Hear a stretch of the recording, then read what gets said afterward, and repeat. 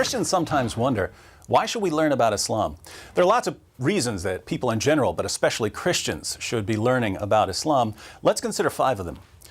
First, numbers. Islam is the second largest religion in history after Christianity. There are about 1.6 billion Muslims in the world. That's over a fifth of the world's population. There are currently more than 1,200 mosques in the United States and more than 6,000 in Europe. And according to many sources, Islam is the fastest growing religion in the world. So Islam is big, and it's getting bigger. When that many people believe something, it's a good idea to learn what they believe. Second, Christians can't communicate the gospel clearly to Muslims without understanding what Muslims believe, because the Quran distorts the meaning of Christian claims. For instance, Christians claim that Jesus is the Son of God. But when we say Jesus is the Son of God, Muslims think we're claiming that God had sex with a woman and produced Jesus as an offspring. They believe this because the Quran says, "How can Allah have a son when he has no wife?" Surah 6, verse 101. Now, when Christians call Jesus the Son of God, we're not talking about God having sex and producing an offspring. No Christian has ever meant that. But that's what Muslims think we mean, because the Quran says that's what it means to call someone the Son of God. There's a similar problem when it comes to the doctrine of the Trinity. According to the Quran, Surah 5, verse 116, Christians believe in a Trinity made up of God, Jesus, and Mary. Here again, no Christian has ever believed this, but there are Muslims who think we believe in a Trinity made up of God, Jesus, and Mary because of how the Quran distorts Christian doctrines. So if we don't know what Muslims believe, we won't understand how they're misinterpreting what we say when we preach the gospel. Third, Muslims are trained to challenge the core doctrines of Christianity. Jesus taught his followers lots of things, but when they preached the gospel in the book of Acts, they preached that Jesus is the divine Son of God who died on the cross for sins and rose from the dead. Deity, death, and resurrection. These are the 3 core teachings of the Christian gospel.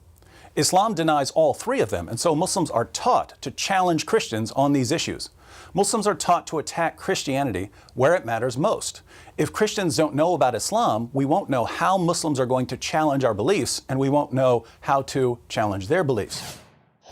Fourth, many Muslims are so confident that Islam is true because they've been told all their lives that it's indisputably true, that they can't seriously consider any alternatives to Islam. My best friend in college was a Muslim. That's why I started studying Islam. We talked about Christianity for a couple of years, but he was so confident that Islam was true, he really wasn't taking Christianity seriously. It was only after we began looking at some of the problems with Muhammad and the Quran that he realized, maybe what I've been told about Islam all my life isn't true. Maybe I need to think through this more carefully. He's a Christian now. He's one of the speakers for Ravi Zacharias International Ministries. So giving Muslims some facts about Muhammad and the Quran is crucial, and we can't give them these facts unless we know what the facts are.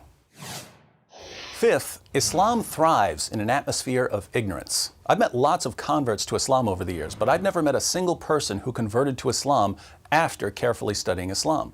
When I meet a convert to Islam and I ask, "Why did you convert to Islam?" it's almost always because the person was given some false information. The reason so many people fall for this false information is that there's a general atmosphere of ignorance about Islam, which allows Muslim preachers to say pretty much whatever they want because no one's going to correct them.